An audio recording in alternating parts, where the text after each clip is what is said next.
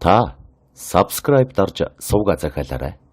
Мөн хонхон дээр дарснаар дараагийн шинэ бичлэг ороход танд мэдэгдэх болно. Чихэна. Уурын зуухын галчаар ороод төдийл удаагүй байсан. Намсраа хэмэхээр бүтэн гараатай байсан нэг шөнө. Уурын зуухны байшингаа эргэн тойрч яваад дээшээ хартал урт яндангаас нь нүүрсний бөөм харуудаа ол гойдон гарч байснаа. Юугүй нэг муухай орлон гинаж яг хажууд нь битхийн ойччи. Сайн анзааран харвал өнөөх муурны бүх үс нь түлэгдэн их биеийн мах шарчсан юм шиг хүрэнтэд нүүрсний утаанд падхар болчихсон хиншүү хярвас өнөртүүлж хэвтжээ. Зуух руу муур давхиж ороод түлэгдчихнэ гэж баймааргүй юм гэж гайхсан намсраа дахин дээш хартала. Уурын зуухны яндангаар гонжирлцсан урт юм утааны аясаар агаар чидэгдэж дөдөлгүй. Авраарэ гэж гараа сарвалзуулан хашгираад доош унаж яваа нь яа харахгүй хүн мөн байжээ. Яндангийн утаатай хамт гарч ирээд газарт унсан хүний зүг намсраа харайн учвал утаа тортогт харлаж нэгэр шиг болчихсон хин гэдгийг нь танихад бэрх нэг хүн нүдэ гялалзуулан яолсоор хэвтэж байж. Учир битүүлэг дээрх хоёр явдлаас болж шоконд орсон намсраа уурын зуг руугаа гүйн орж тагийг нь онгойлгон үзээд эн чинь юу болоод байна?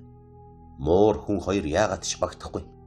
Тэгэд ч муур хүн хоёр уурын зууханд орж шатна гэж хизээж байхгүй.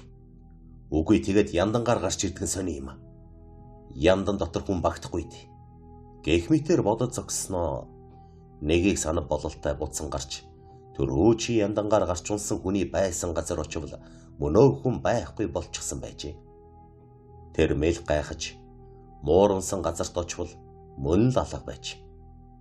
Уурын зуухандаа орж ирээд ганц нэг хурц нүүрс шидэнгэ тамхи асааж хэд сорсны дараа саяын болсон явдлыг эргцүүлэн гайхад суутала. Хэн нэгэн хүн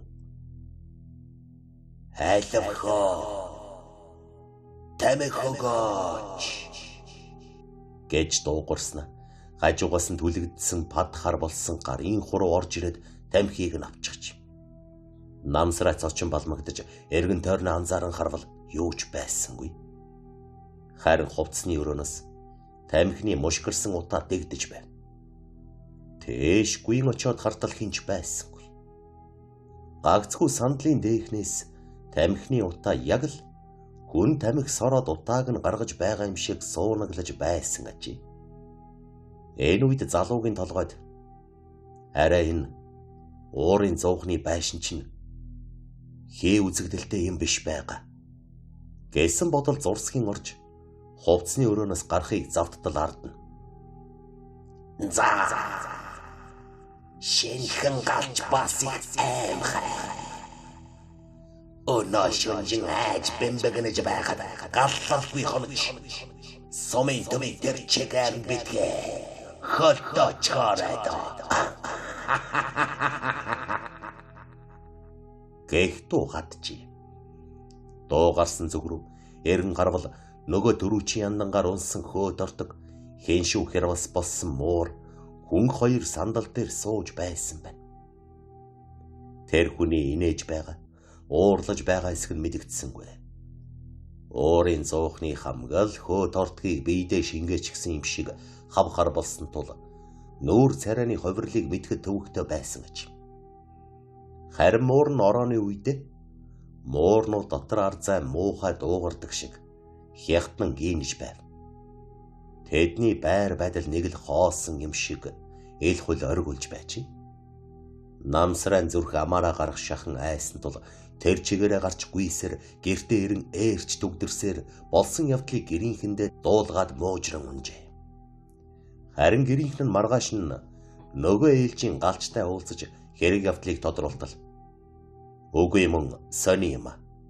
Над тайл тийм хий үзэгдэл таараагүй дээ. Байц. Нодн манай нэг галч залуу өөд болсон юм. Их сахилгагүй савааг үзэлэг байсансан. Уурын зуухны тагийг онгойлгоод амьд муур чарлуулан шидэж шатааж байсан ч удаатай. Тэр муур үзэгдээд байгаа бол яах аргагүй. Манай өөд болсон залуу хий үзэгдэл болж дээ. Тэгээд ч түүнийг муурын хараал тусж үгсэн гэлцдэг юм. Баг залуу хүүхэд болохоор намсраад харагдаж элэг барих гэж л дээ. Хэмээн өгүүлж юм. Намсраач маргааш нас нь уурын зуухны галчийн ажлаасаа гарчээ. Гэхдээ сумын төвийн хідэн байшинг хөлдөөчих байх гэж сэрэмжлэн ганхүү хэмээх жаахан сэтгцийн өвчтэй гүжирмэг залууг орондоо ажилд оруулж. Францын зарим нэг зохиолд хөөлөгч гэж гардаг шиг яндан хөөлөгч хий үзэгдэл үзэгдсэн энэхүү явдал Баянхонгор аймгийн нэгэн суманд болсон гэдгээ. Чихэна. Нохой буудсан хүн сайнаа үздэггүй гэдэг үгийг жанчивт дийлэн оошоож үздэггүй байв. Тиймээс уушигны өвчнөд нэрвэгдэж тураалд орсон дүүгээ ах танда нохооны мах олдох гэж асуухад урайлгхан гихчин. Би олж өгье ёо. Ядах юу байх вэ? Нохоо алаад л махыг нь аваад ирье гэж хариулсан байна. Тэрбэр хотын хідэн гудамжаар хуучин экселтэйг халтур хийн давхиж явдаг учраас энд тэнд золбир нохоо тэнэж явахыг бишгүй л нэг харсан аж. Иймээс нэгэн шөнө халтууранд гарахдаа хажуу айлынхаа хүний шовууны дорбинг бууг гуйж аваад явсан байна. Юмыг яаж мэдэх вэ? Өглөө үүр зүрээр ч юм уу энд тэнд золбир нохой тааралдвал буудаад багаажинда хийчихье гэж бодсон хэрэг.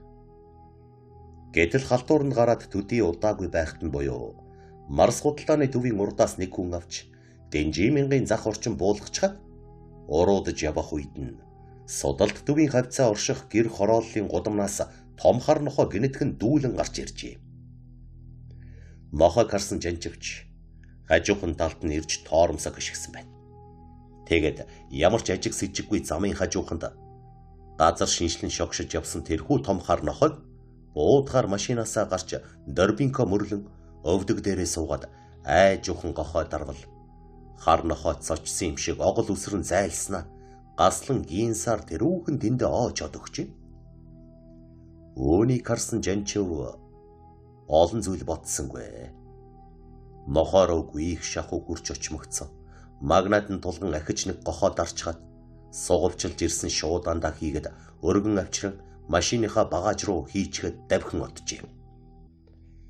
Тэрбэр өглөөний 7 цаг өнгөрч байхад дүүгийнхээ гэрлүү давхин очиж үүдэнд нь зогсоод за загсан имийг чинь авчирч өглөө шүү гээд дагуулan гарав. Жанчив дүүгийнхээ нүдэн дээр эхэл маадгар амтан машиныхаа багажийг сэвхийтэл нь онгойлгосноо зог тусан арагшаа хурсан аж. Дүүн ойртон хартал ахийнх нь машины багажин дотор цус нүжиндөө хутгалцсан нэг хүн төрүүлгээ харан хэвтэж байхан дэрээ. Юу болох нь вэ? Яахаргүй л нохоо буудсан юмсан. Жанчив энхүү хачин жигтэй амар зүйлийг хараад зол тойл дүүгээсээ зуураад авсангүй. Дүүнч гисэн айж балмагдаж та чинь хүн алчгаа юу гэж шивнэн асуужээ. Жанчив үгүй би хүн алаагүй. Нэг хар нохоо явж байхаар л буудсан шүү дээ гэж амандаа шивнсээр хоошоо хурсан байна. Одоо энэ хүнийг яах вэ? Гаргаад хайчих уу? Гэхдээ энд хайж болохгүй шүү дээ гэж дүүгээ хэлэхдээ саяс их орсон жанчив уг хачин хүнийг аваач иж хаяхаар машинаасаа хөдөлжээ. Дүүтэйгээ хамт явсаар 70 давхрын оршуулгын ойролцоо нэгэн жалганд зогсоод машиныхаа багажийг онгойлготол юу ч байсангүй. Нох ойч байсангүй. Нөгөө хачин хүнч байхгүй багаж нь хоосон байсан явдал жанчвыг айлгаж цочолсонгүй. Харин ч санаа намарч дотор нь онгойгоод явчихчих. Чөтгөр болж ховирсан амтан буудсан юм биш үү гэдэг бодол эргэлдэж байсан ч хүн алаагүй л бол чөтгөр энэ тэртээ таарах юу ч биш. Гандан гарч ганц хоёр нам уншуулад машина ариулуулъя гэж бүр түрхэн ухаарсан тэрбээр шууд гандан зоржээ. Тэгээд гандангийн нэгэн зурхаачд хандан өөр тохиолдсон явдлын зах зугаас өгүүлтэл Зурхайж түүнийг шуудхан нэг лам дээр дагуулan очсон юмсан ч. Харин мөнөөх лам нь Жанживын яриаг сонсоотаа. Өнгөрсөн жил Баруун аймгаас нэг айл хотод нүүж ирсэн юм билээ. Тэдний хүний унаагүй 1000 гаруй километр зам туулан хотод ирэхээр хөдөлсөн болохоор нохойгоо авч явхаас төвөгшөн буурн дээр орхисон гинлээ. Тэдний нохой хойлог гэрийнхээ эцдийн суусан машины араас бараг 10 км газар дагаж давхиад эцэстээ хилээ унжуулан цуцаад үлдсэн юм гэсэн. Баруун аймгийн айл замдаа 2-3 хоног явсаар нийслэлд ирсний дараа 32-ийн тойргийн судалтын архан талд айлын хашаа худалдан авч буусан гэн. Ингээд хотын амьдралд дасах гэж хөл алдан твцсээр сар гаруй болох гэж байтал. Нэг л өглөө хаа байсан. Баруун хязгаарт орхиод ирсэн том хар нохой нь хашааных нь үүдээр ороод ирсэн аж. Айлын эзэд хар бууцсан дээр харамсах сэтгэлгүй хаяад ирсэн нохойгоо тэр холоос хотод ирээд хотын олон 10 гэр хорооллын хар мянган айлын дундаас гэрээ олоод ирсэн явдалд үнэн голоосоо гайхан балмагдсан байна. Тэд уг сонин явдлыг хамаатан садан болон танил хүмүүстэй ярихад цаадуулнч гэсэн цочирдон балмагдаж тийм хол газраас нохоо байтугай нутгаа гүйсэн морь хүртэл хурж ирэхэд хэцүү. Тэгээд бүр нийслэлийн гэр хорооллын энэ олон мянган айл дотроос гэрээ олж ирнэ гэхээр нэг л хачин санагдаад байна. Наад нохойгоо үзмэрч төлөгч хүмүүсээр үзүүлж харуулсан дээр байхаа гэсэн зөвлөгөө өгчлээ. Айлын хүмүүс ч гэсэн уг санааг сонсоод нэрэ ямар ч учиртай юм бэлээ хэмээн бодоод ганданд ирж надад үзүүлсэн юм. Гэтэл их хачирхмаар төлөгөө буусан да. Төлгөнд бууснараа бол хойлог нэрт тэр нохой алс баруун хязгаарт нутагта хүнд хорлогдож аль эрт үгсэн байв. Гэхдээ гэр орно гэсэн сэтгэл нь сүнс болон биелж эцдийнхээ араас хайсаар яваад хурч ирсэн байв. Нохойн төрөл олохоос өмнө хүн байсан учраас ингэж сүнс сүудэрн шүглэн биелсэн байсан.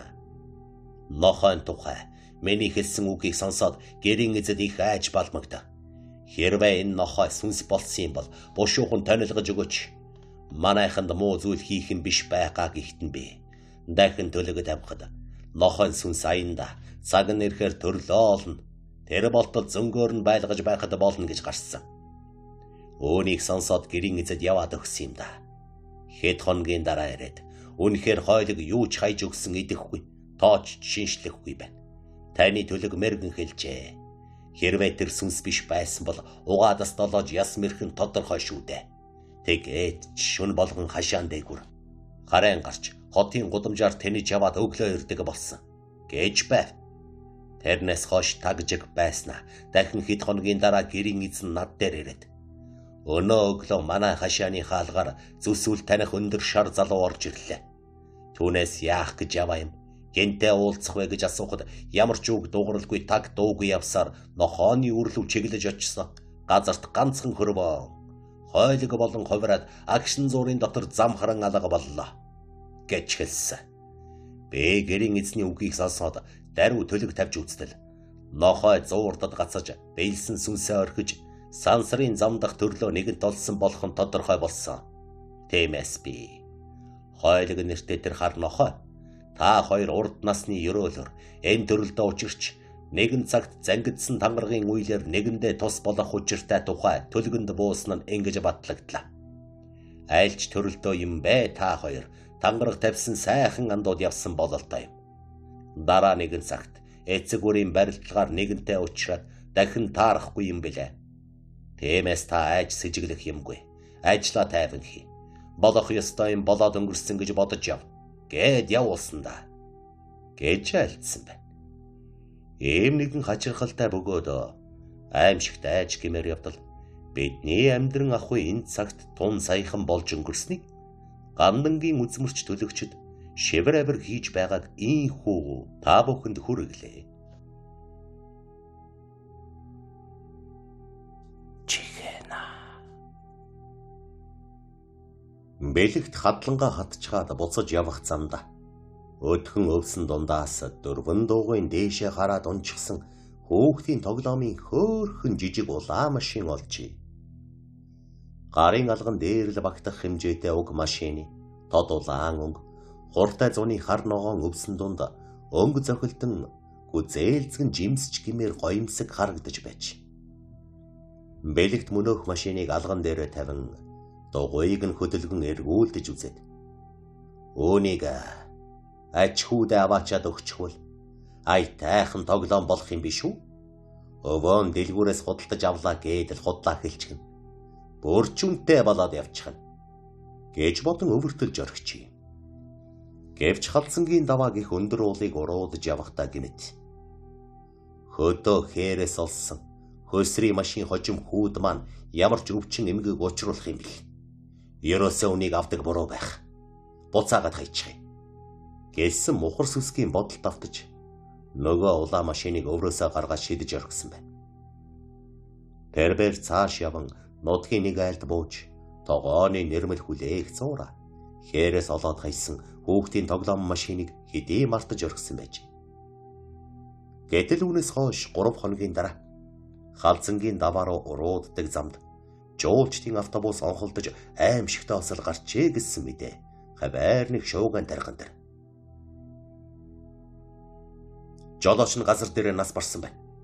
Аймагаас ирсэн түргэний тэрэг үгсэн гимцэн хүмүүс ачаад хөдөллөө гэх мэтийн шууган айлаас айл дамжиж байсан учраас тэр хавийнхан баяр наадам үзэх гэж байгаа юм шиг тэр даруй осол гарсан газрыг очиж үзэхэр хэрэг дурлан халдсангийн даваа руу хөдлөхөд бэлэгт ч бас дагаад очижээ. Бавааны уруу буудаг инхэл донхолтой замаас гарсан жуулчдын автобус их л олон удаа хөрвөөсөн бололтой бадсан цаас шиг юм болсон байсан нь нүд халтармаар. Хүний цусаар будагдсан хүйтэн төмрүүд энд тэнд хэвтэж байх нь бүрч зэвүү муухай харагдана. Энэ бүхнийг сэтгэл шимшрэн харж зогссон бэлэгт гэнэтгэн анх өвсөн дундаас олоод буцаагаад хайсан хүүхдийн тоглоомын жижигхэн улаан машиныг олж харжээ.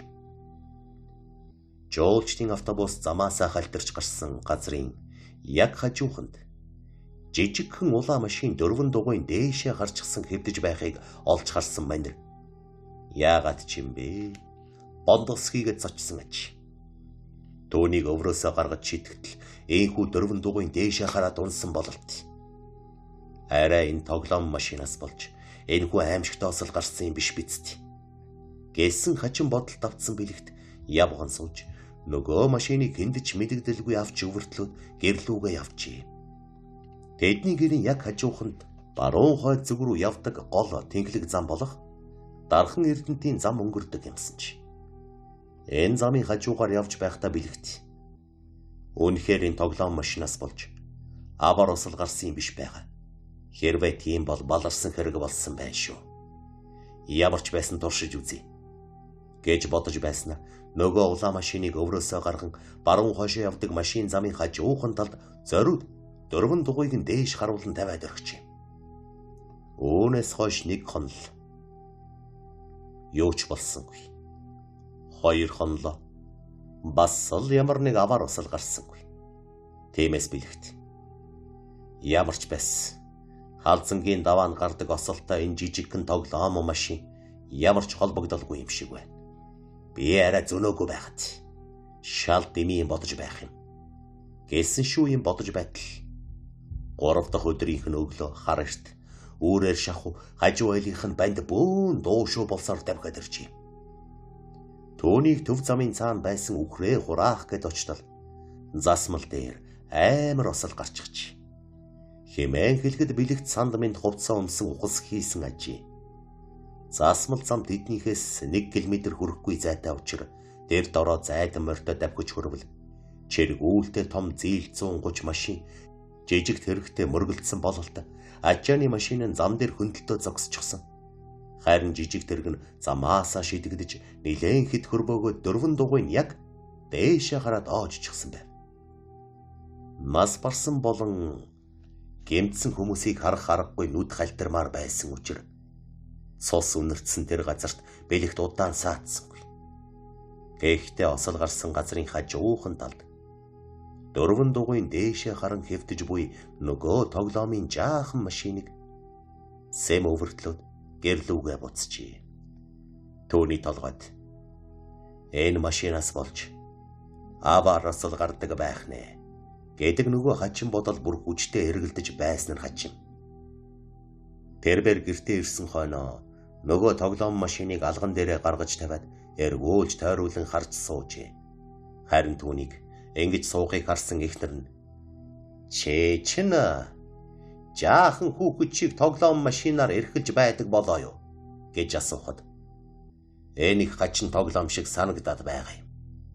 Эртэд би хадлангаас ирж явахдаа энийг кээрээс олсон юм. Гэхдээ сэжиг хүрээд халзангийн давааны хажууд хайсан биш. Амар осол гарч олон хүн үхэж үргэлтэл. Сайч гэсэн би энэ машиныг төв замын хажууд хайж өргөтөл том осол гарчиж. Сони юм шүү" гэж хэлжээ. Эхнэр нь мэдээж тоглоом машинаас болж аимшигт аваар гарч байна гэдэгт огтхон ч үнэмшсэнгүй. Тиймээс бэлэгт "Чи үнэмшгүй байвал би ахиад нэг туршиж үзье. Би одоо энийг авч гараад төв замын хажууд хайж чадарыг. Хэдэн хоногийн дотор аваар гарахгүй бол би худлаа хэлсэн болог" гэд гараад явсан юмсан чи. Энэ удаа тэр нөгөө тоглоом машиныг гэрээсээ нилээн хол төв замын дагуу хайжээ. Бас алла дөрвөн дугуйг нь дээшээ харуулаад тавьсан гэж. Хэрвээ энэ удаа ахиад аваар гарвал энэ тоглоом машинаас болж л аваар гараад байна гэсэн үг. Тэгвэл энэ машин хүчтэй гэсэн үг гэдэг бодолтой бэлэгт бараг итгээд байж. Гэтэл тоглоом машиныг замын хажууд хайснаас хойш 4 хоног өнгөрөхөд зам дээр ямар ч осол гарсангүй. Бэлэгтийн ихнэрч нөхрөө загнан "Балаа юм ярьж байж амтны дог болохгүй. Хөөхтийн тоглоомноос болж аваар гарна гэж юу байх вэ? Ингэж суухаар хашаа хороогоо янзалмаар юм" гэж үглэж байна. Тэгтэл 5 дахь өдөр нь хачин болгон тэрэ. Зэрэгэлдээ сумын хэсэг залуу жижиг солонгос тэрэгтэй аймаг ороод буцаж явах замда хэд хурдтай явснаас замын хажуу руу онхолдож нэг нь газар дээр нас барсан эмгэнэлт явдал гарсан байна. Бэлэгт энэхүү ослын дараа мөн өөхөн хар энерги шингэсэн тоглоомын бяцхан улаан машина цэнхэр хадганд ороон боож авсан бөгөөд даалдын хүч шингэсэн тэрхүү машиныг хувийн зорилгодоо ашиглах далд санаа өвөртлсэнийг эхнэр нь дараа нь мэдсэн ажээ. Бэлэгтийн хажууханд нь мянгат малчин давааж ав хэмээх айхтар хөрөнгөтэй аархуу баян нөхөр айл саахалт болон өвлжиж цусдаг байж. Тэднийх 1000 хол давсан толгой малтайгаас гадна гэрийнхээ үүдэнд ВАЗ 469 машин, нэг Land Cruiser, нэг ачааны Porter машин сойжгсон түүгээр зогсохгүй нар салхины их үүсвэртэй том антен цацруулж хавтгаа дэлгэцтэй 24 инчийн LCD телевизэр гэрийнхээ хоймор тасаачихсан. Гэрээ тойруулаад мал ахуйгаа малалдаг 10 орчим зарцынхаа гэрийг буулгачихсан. Шин цагийн этгэлт баян шиг л элбэг хангалуун амьдардаг юмсан ч. 10-аахан жилийн өмнө сумын захиргаанд галч хийгээд бөөнхөө дортог болчихсон гүйж авсан давааж ав.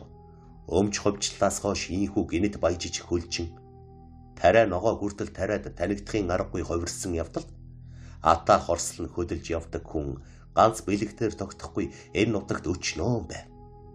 Тэгээд ч үүнээс гадна давааж авт өс санах өөр өчнөө шалтгааныг бэлэгт шүд зүүн санаж явдаг юмсан чи. Давааж авын мал сүрэг голдоо багтахгүй өсөж үржих тусам хөрш зэрэгэлдээ орших айлуудын малын бэлчээр хадлангийн талбайг зарцнаар нь давхиж ирээд булаачдаг болсноос ихтэй энэ хонзон өнгөрсөн зам болсон нэг явдлаар бүр чан гарчээ. Бэлэгт малдаа хайж өгөх ганц 2 машин өвс хадах гэж давааж авын хідэн хүүхэдтэй хадлангийн талбай булаацалдаж бараг л хадуур шимээсэгээ бариад хяталцах дөгсөн удаатайч. Мөн саяхан бэлэгтийн хідэн хоныг өвс ногоо сайтай ангирт бэлчиж явахт нь давааж авын зарцнаар хурч ирээд зориуд гол руу шахан хөөж орхиод өөрсдийнхөө 1000 хоныг тууж оруулсан явдалд бэлэгт ихэд хорссон ажээ. Хоныг нь гол руу хөөж байхыг харсан бэлэгт гэр лүүгээ гүйж орон тарбаг намандаг калибр бууга барьсаар зарцнаар дээр нь давхин очиж хээ буудан сүрийг үзүүлсэн биш. Сумын цагдаад баригдаж бууга хураалган торгуулсан байна. Үүнээс хойш тэр мянгат малчин хөршөө ад үцгэн улам ихэсч байв. Гэтэл чухам Ийм үед нь хаа тавьсан газараа харамсмаар осол гаргадаг жижигхэн улаан машин гарт нь ороод ирсэн байваа. Өш хонзон авах зэвсэг ийхүү өөрөө гарт нь ороод ирсэн явдалд маш их баярлан хөөрсөн бэлэгт. Тэр орой их нэртэй. Манай араараа баян даваа жамын хідэн машин байн хөлгсөөр байгаад зам гаргачихад байгаа билүү. Хэдэн хүүхэд нь арын гууг машинаараа хаа хамаагүй хэрчиж гардаг билүү. За яах вэ тэгжил байг. Нэг сайхан нартай өдөр гоё юм болно хэмээн хэлсэн байна. Тэгснэ. Даваа жава Land Cruiser-тэйгээ 7 хоногт 2 удаа хот руу явдаг байхаа. Яг тэр үеийг нь тааруулан гэрийнхээ арын гууны хажууд осол далдаг тоглоом машина тавьчихъя гэсэн аж. Эхнэр нь түүний энэ үгийг тооссонгүй. Бэтгэ дэми юм яриад бай. Энд тэндээс янз бүрийн юм олсон юм бол хай эсвэл шата гэдэл өнгөрчий. Гэтэл энэ өдрөөс хойш хэд хоногийн дараа бэлэгт ойролцох толгод дээрээс хоноо буцааж суухта мянгат малчин даваа жав машинтайгаа хот руу хөдлөхийг олж харсан байна. Бэлэгтийг гэртээ аагчин гүйж орж ирээд хадганд боосон машин авч одоо яг 8 цагийн дараа даваа жав хотоос буцаж ирнэ. Тиймээс үдээс хойх нь түүний байнга явдаг замын хажууд тоглоом машиныг тавихад харавсан сум шиг л байгаа олон доо. Хэмээн үгэлсээр гарахад ч эхнэр нь тооссонгүй. Үдээс хойхон давааж машины зам дээр бэлэгт нөгөө машина аваачиж 4 дугуйг нь дээш нь харуулan хайчхад малдаа явсныг хэн ч анзаарсангүй. Гэтэл үд өнгөрхийн алдад аимшигтай юм болжээ. Адундаа яваад буцаж ирсэн бэлэгт арын гуунд нь машины осол гарчихсан байгааг олж харуута байдаг хурдаараа давхиж ирсэн ч ойчсан машины хажууд эхнэр нь үсээ сэгсийлэгчсэн зогсож байгааг олж харамгцаа. Арай үгүй байлгүй гэж хашгираа цаваад унчихч. 4 дугуйн дээшээ гарч ойчсан машин даваа жамынх биш байв. Харин бэлэгтийн хотод байдаг хүүгийнх нь машин 4 дугуйн дээшээ хараад онхолдсон байв. Ач нарынхан тоглоом өвөө эмээдээ өгөхөөр хотоос авч гарсан бололтой алим жимснүүд газраар нэг өнхөрсөн нь эмгэнэлтэй харагдаж байсан ажээ. 4 дугуйн дээшээ гарч ойчсан хүүгийнх нь машины хажууд бэлэгтийн хээрээс олсон гай гамшиг дуудагч тоглоомон улаан машин 4 дугуйн дээшээ гарчихсан доогтой наргагүй хэвдэж байгаа нь ногоон дундаас тов тодхон харагдаж байна. Бэлэгт сэхэ орсон даруйда муухай ойрлон босож мөнөөр хараалт машиныг хэмх дэвсээд дажгинтал хөхрөн газар хөрвөөж гарчээ. Тэрээр ухаан санаан солио орсон бэлэгтийг нийслэл хотын эмнэлэгт хүргэхээр авч явсан аж.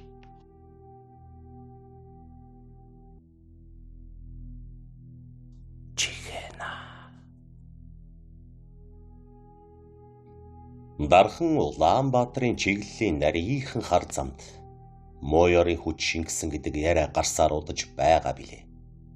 Замын компани Монгол захирлууд болон зам тавихаар ирсэн хужаанар өргөн нарийнаас нь өндөр намаас нь ээлжлэн хумсалж идсээр байгаад 2 том бандгар жип зөрөөд өнгөрөхөд л нэгэн тэнгэр харчих гээд байдаг болсон уг зам дээр зөвхөн ганц жилд гардаг аимшигтай аваар ослуудыг нэг бүрчлэн тоочод байвал нэлээд зузаан ботном болно.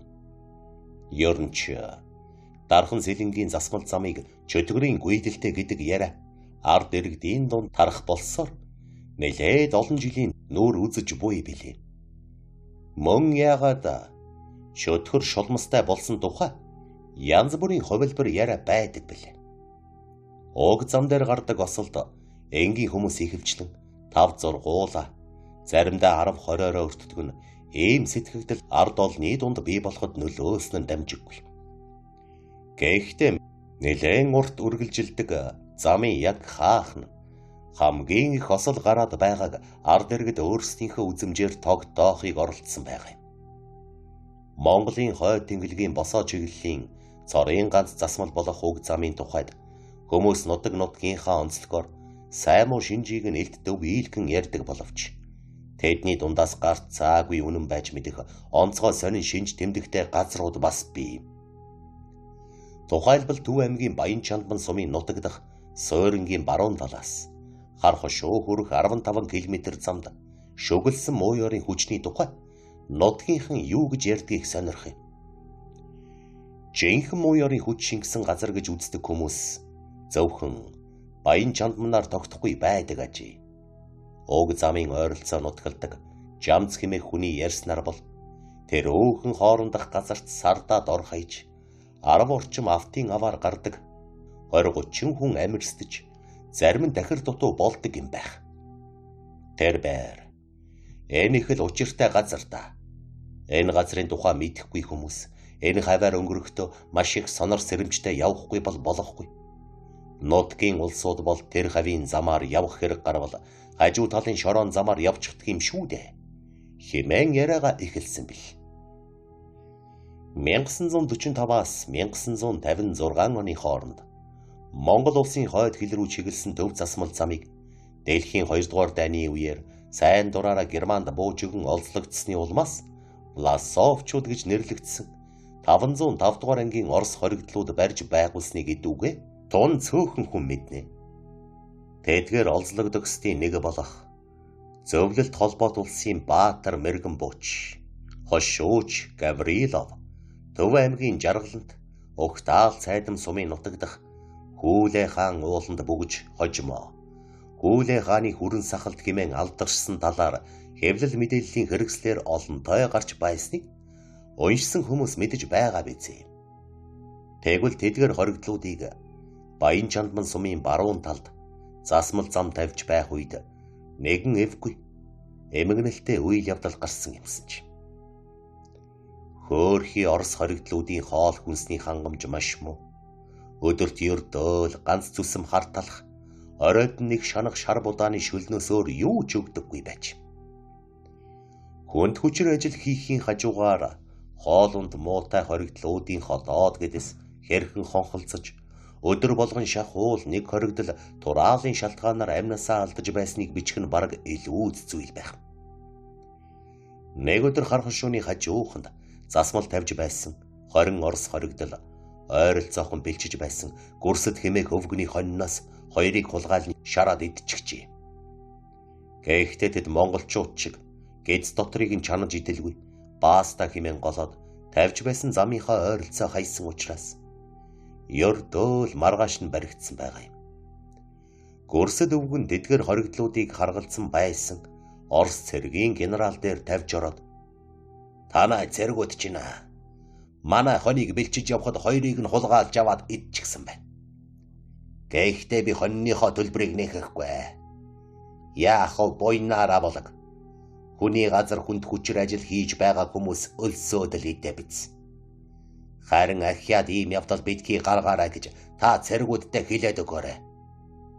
Хэмээн хүндүүгүй монгол зангаар ярьсан гэж. Гэтэл хоригдлуудыг харгалзаж байсан Орос генерал өвгөнийг дагуулan гараад ялтнуудаа бүгдийг нь эгнүүлэн жагсаажээ. Ингээд замынхаа зургийг гаргаж ирэн. Өчигдөр хар хошууны 1750 дахь уулзбар дээр ажиллаж байсан хоригдлууд урагшаалхаад марш гэж тушаасан байна. Уугигнээ зам дээр ажиллаж байсан 20 Орос ялтан аргагүй ирэхээр урагшаалхажээ. Харгалзагч генерал тэднийг галуун цуваагаар мүлхүүлэн дөнгөж цемент цутгаж байсан шин зам руу хөтлөн очив. Ангихтээ нөгөө хоноо алдсан гүрсэд өвгөнийг хамт дагуулж очсон байна. Өвгөнийг харсаар байтал Орос цэргийн генерал хонь хулгайлсан 20 Орос ялтныг шууд л амьдаар нь цемент цутгаж байсан засмалын хонхорд эгнүүлэн хэвтүүлж байгаад дээрээс нь бетонон зурмаг асхан нөгөө ертөнц рүү өвөрмөц аргаар тонилгожээ. Хүнийг ийхүү амьдаар нь замын голд дэвсэг болгоод дээрээс нь хатуу цемент цутхан алсан ил явдлынхаа дараа Орос генерал өнхөлцг нь хагарах шахсан гүрсэд өвгөнөөс хэвнэ кэнэгчгүй. Одоо таны санаа амарвуу гэж асуусан байгаа юм. Өвгөн энэхүү хүмүүн булсын яргаллаас айж балмагцсан да.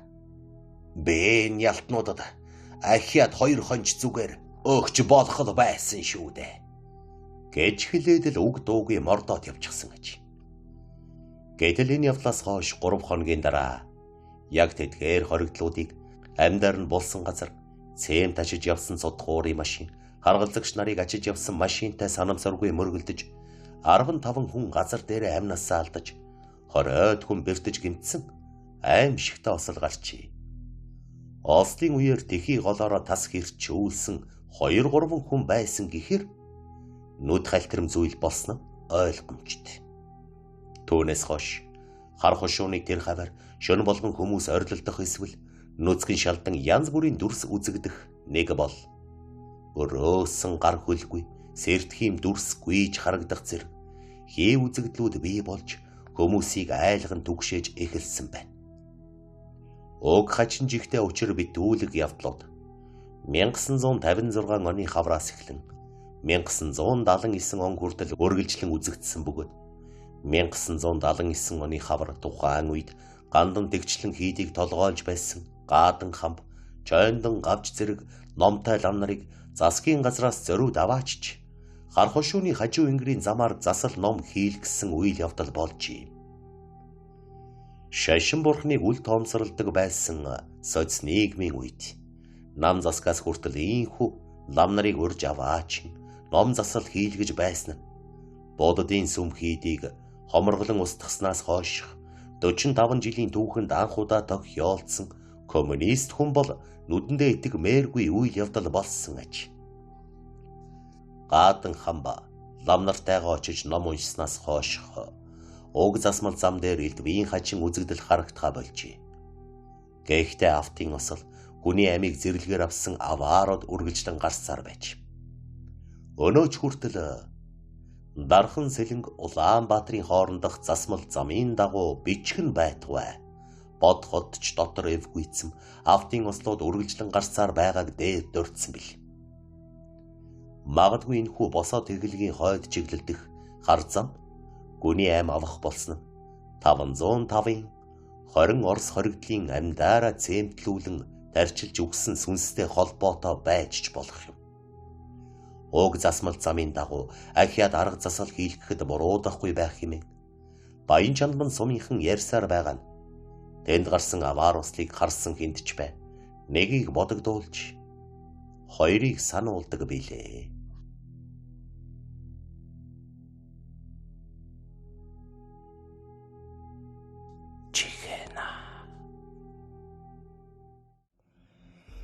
Хотод түүхий эдийн засаг ажиллахыг хориглосон шийдвэр гарснаар нэг захын баруун талд 22-ын товчооны цаах нь эмээл дөртөнд байгуулсан билээ.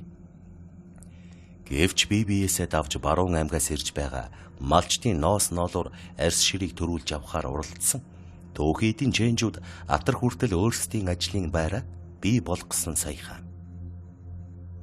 Түүхий эдийн чэнж хийснийхээ хүчээр амьдралаа босгож чадсан даваа сүрэн Бэхбат хоёр өнөөдөр архаг чэнж нарын нэг болоод байгаа. Ашиг олгынхоо хэрээр улам цаашилж хуучнаар атрын сангийн аж ахуй байрлах бичил суурьнд өөрийн гэсэн жижигхэн түүхий эд авах цэг байгуулад амжижээ. Гэхдээ тэрээр олны дунд холилдож байхыг хүссэнгүй. Жаахан цаашаага газар авсан аж. Жирмийн хүндийн энэ сайхан талд жижигхэн байшин босгоод авчихсан тэрээр нэг хэсэгтээ л сэтгэл амар байв. Мал амьтны гаралтай түүхийд хот руу оруулахыг хориглосон шийдвэр нь эдгээр түүхийдийн чэнжүүдийн орлогыг сугсгсан гэхэд болно. Даваас өрн Бэхбат хоёр олон жил чэнж хийсэн хүний ухаанаар эмээлтийн чэнжүүдийн үнээс 500-аас 1000 төгрөг илүү хэлэхдээ малчид уухантаас ноос ноолуур арьс ширээ тушаадаг гэхэд болно. Харин тэрээр олон жил хамтарч ажилласан хятад түнштэй сансан үнээрээ өгдөг болохоор илүү үнээр авсан ч эргээд л үн хүргэж чаддаг нэгэн. Ийхүү хаврын ноолуураар цөм хийчихсэн даваас өрн Бэхбат найзыгаа хэд хоног хот руу явуулж цуглуулсан арьс ширээ хятад түнштэй өгөх ажлаа зохицуулаад байж байх хэмээн явуулжээ. Ингээд ганцаараа үлдсэн тэрээр 101 орой байшинда баруун аймгуудаас ирж буй машинуудыг бүртгэсэн шигээ цонхоороо харж сутал нутгийн нэгэн өвгөн тэднийхээр орж ирв. Мен тусаа мэдлэлсэн танилцаж яриа хөөрөө дэлгэж хэлсэгсв. Өвгөн гарахтаа хөөхэ орой өдшийн цагаар болгоомжтой байгаарай. Манай энэ жирмийн хөндөө сүүлийн жилүүдэд нэг чөтгөртэй болсон шүү. Өнгөрсөн жил зам дагуу энд гуанз ажиллуулсан гэр бүлийнхнэр даажигнаад Эхнэр нь сүүлдээ галзуурч хот хүрээ ороод энэ ажиллаач орхисон тоо. Ууг нь их сайхан нутаг байлаа. Даанч сүүлийн үед дэв бузар шингэсэн бололтой. Гээд хүр ханиалгаад мориндоо мордоод бог шогшуулва. Араас нь харж зогссон даваа сүрэн аманда. Нутга харамжил байгаа ухаантай юм байхт. Бас чөтгөрч гих шиг айлгах юм мөн олвоо. Хэмээн үглээд гадаа нэрж зогссон машин руу очив. Тэр өдөр наадмын дараахан байсан болоо тэрв хот руу орж ирж байгаа машин болгоно л арьс ширээ өгсөөр даваа сүрэн шөнж тухтаа амарч чадсангүй. Шөн дунд машин хэсэг зур талрах үеэр унтахаар хэвтдэл. Гадаа ноолор өгийг их эмэгтэй хүний дуу хадав. Өдийд ямар амтан ноолор барьж ирдэг юм бэлээ. Хавдарсан ноолороо өгөх гэж байгаа юм байхт хамгийн баг үнээр авандаа гэж цээжний хонжоо хайсаар гарвал сарны бүүдгэр гэрэлд цав цагаан говцтой нэг хүүхэн зогсож байх нь тэр. Хөдөө гадаа явж байж юун сүрхий гангарсан бүсгүй вэ? Хэмээн дотроо шоолонгуй байсан даваа сүр. Ноолурч авахгүй дээ. Хэмээн цааргарсан өнгөөр хэлбэл. Өөрөө үнэ хэлээд авчихаа. Гэж бүсгүй хэлэхэд түрүүхэн цангинан байсан хоолой. Энэ удаа хятнаж буй мэд нэг л хөндөй хоосон сонсогдов. Бүсгүй рүү дөхөж очвол 60 тайсан нүдтэй хүүхэн байсан бөгөөд даваа сүрэн тэсгэлгүй энэд алтчихва. Өнөөх цагаан хувцтай бүсгүй дууга хурааж авахгүй бол болчих гэж хэлээд эргээд алхачих. Хүн шоолж байж хідэн төгрөгний ашиг болохоос өнгөрлөө гэж сонсон даваа сүрэн. Хөөе бүсгүй хүлээж бай. Ноолор их чинь харъя. Гээд гарч идэнгээ тусхан араас нь гүйн очиж. Царайрун санаандгүй тусахтал хохимо толгой харагдахад айсандаа гарч идэнгээ унахчихжээ. Сандарсан даваа сүрэн газарт унсан гарч идэн рүүгээ ухасгийн доошоо хартал. Бүсгүй хөлний оронд морины туурай харагдах шиг болжээ. Айснасаа болоод хөдөлж чадхаа болсон даваа сүрэн өнөөх эмхтэйг цоо ширттэл тэрээр эргэж хараад. Намайг жаргалмаа гэдэг. Жаая гэж дуудаж болно. Би уг нь ноолор өгөх гэж л ирсэн юм. Гээд гараа сунгахад даваа сүрэн ухаан балартж. Нэг сэртэл өглөө болсон байх бөгөөд хурцнаар нүрийг нь шарж байв. Хажууд нь хэдэн өдрийн өмнө ирсэн өвгөн зогсчихсон. Хөөхэ. Үд гололчихлаа. Танаа байшингийн гадаа машинууд сигналаад байхаар нь тэсэлгүй хүрээд иртэлчи. Ухаан алдсан бололтой хашаандаа хэвдэж байна. Эсвэл арх ууга тасарчихаа юу гэж. Даваа сүрэнч амьд хүн харсандаа туйлын их баярлаж өвгөнийг дагуулan гэртээ ороод өчигдрийн болсон явдлыг ярьж. Гэтэл өвгөн ийм л явдал болоод байгаа юм а. Нэрийг нь Жая гэж сонсогддогч лав манай нутгийн хүн бишээ. Харин баруун аймаг явдаг энийх урсгал тосолдсон төөрч бодсон хэн нэг нь сүнс байх. Хөөрхий. Таарсан хүмүүсийн яриагаар 60 тайсан нүдтэй хүүхэн байсан гэсэн. Гэхдээ нутгийн иргэдийг элдвэр айлгаж ичээдэггүй. Замын хүмүүстэй л их таарладаг юм шиг байна лээ. Гээд дууга хураава. Өвгөнийг явсны дараа даваа сүрэн Бэхбатыг хурдан эргэж үүргэв. Бэхбат ч үдээс хойхон хэдэн өдрийнхөө хүнс хоолыг бацаагаад даваа сүрэн дээр ирэв. Гэвч тэрээр Бэхбатад өнөөх цагаан хувцтай сүнсний талаар юу ч ярьсангүй. Машин ирж байгаа болохоор ажиллаад ирэхгүй байна. Хэмээн шалтгаглан дуудсан нь энэч. Бэхбат ч хотод хэд хоног байхдаа хятад түнштэй арьс ширээ овоо үнээр өгч хүргэж өгч гсэн болохоор хоёр найз тэрээр бизнес хийх ашгийг тэмдэглэж нэг шил арх задлав. Гэвч арх тухтай уугаад суух зав тэдэнд хомсоо. Хэсэг сууж байтал гадаа нь машинээ дохоогоо хангинуулахад баггүй халамтсан даваа сүрэн Бэхбатыг гаргач. Гэтэл Бэхбат удалгүй нүдэн орой дээрээ гарсан амтан гүйж орж ирээд гадаа яа харахгүй машин сигналцсан мөртлөө гараа тарахаар ямар ч машин алга гэж. Даваа сүрэнч өнөөх жартгар Жаяг дамшиглаж байна гэдгийг ойлгосон болохоор өөртөө таарлцсан зүйл үнэхээр сүнс сүдэр мөн эсхийг туршиж үзэхээр дүүнд юу ч хэлсэнгүй. Хэдэн хормын дараа тэдний цонхыг тогшин жартгар нүдтэй эмэгтэй хүн "Нэхи өгё" гэж. Бэхбат үсрэн гартал цонхны дор тэр байтугай хашаан дотор ямар ч хүн алга. Гайхсан Бэхбат хашаанаасаа гарan хав ойрыг ажиглалтал ямар ч бараа сураг алга. Харин энэ бүхний гэр дотроосоо ажиж суусан даваа сүрэнгийн зүрх нь хагарах шахан бөмбөрдөж байваа. Бэхбатыг хашаан дотроо тамхилан айжуухан алхалж явтал байшингаас даваа сүрэнгийн муухай орилох чимээ гарва.